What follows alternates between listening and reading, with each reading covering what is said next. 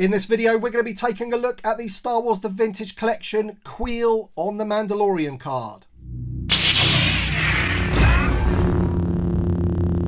Hi there Star Wars collectors, and welcome to another Bossk's Bounty video, and welcome to my review of the Star Wars The Vintage Collection Kuiil on the Mandalorian card. Once again, another figure that we have been waiting an absolute age for, and of course a lot of the figures that interacted with the Razor Crest were promised before we got hold of the Razor Crest. Now, the Razor Crest has been slightly delayed, so I guess they're keeping their promise with the Kuiil figure. But as I say, this guy really should have been released maybe a year and a half ago. He was a major character in Season 1. One of my favourite characters, I'm sure you will agree. I think everybody loved Kuiil. What a fantastic character in the show.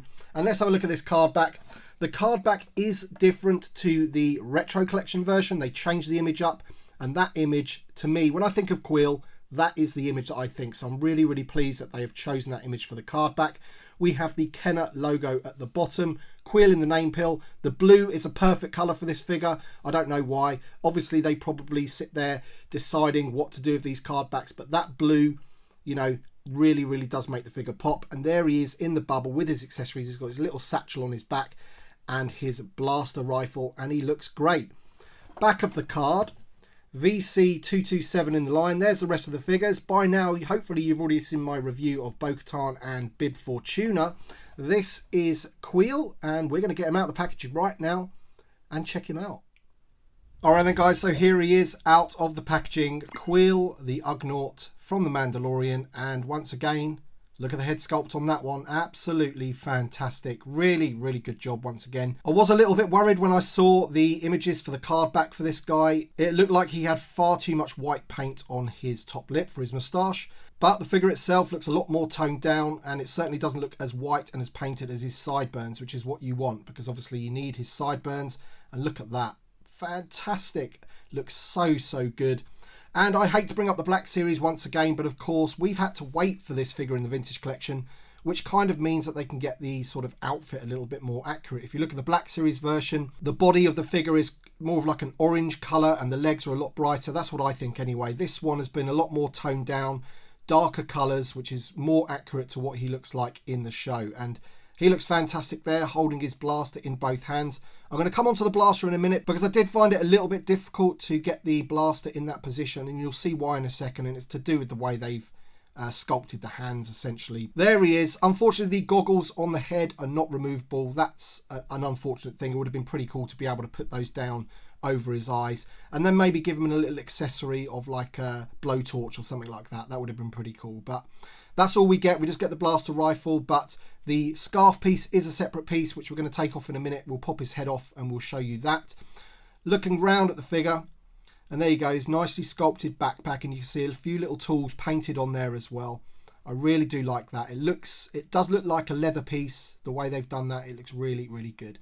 He has pouches all around on his belt, and he just looks like a really, really good figure. There's the head sculpt once again. Look at that. Fantastic. Really, really good. Now, as I said, we've been waiting so long for Kuiil, and, you know, finally, we can get him into our Mandalorian setups or on the shelf with all your other figures, and he looks just great. And I just, you know, it makes me even want the Razor Crest even more. So hurry up with that Razor Crest, Hasbro, because, you know, he's going to look phenomenal with all the off-world Jawas and everything. Fantastic. So there you go, you can see the paint job there. It's all like browns and deep greens and things like that. He looks great. I'm just going to remove the blaster from his hands, and then we can talk about the articulation a little bit. So there he is. As I said, you could pop his head off, and then his scarf does come off. So if you want him displayed without the scarf, he still looks pretty good. The neck looks a little bit bare, I guess. I do prefer him with the scarf on, but it doesn't look too bad without it. There you go, look. That looks pretty good, doesn't it? He has ball jointed shoulders and elbows. He even has hinges at the wrist. He has a ball joint at the torso. He has ball hinged hips. He has the split at the thigh. He has the hinge at the knee, and he has the rocker ankles. So you've got the hinge there, and then it's on a rocker as well, which is brilliant.